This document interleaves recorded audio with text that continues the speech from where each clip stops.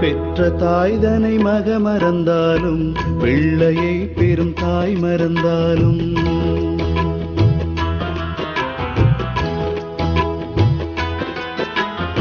பெற்ற தாய்தனை மக மறந்தாலும் பிள்ளையை பெரும் தாய் மறந்தாலும் உற்ற தேகத்தை உயிர் மறந்தாலும் உயிரை மேவிய உடல் மறந்தாலும் கற்ற நெஞ்சகம் கலை மறந்தாலும்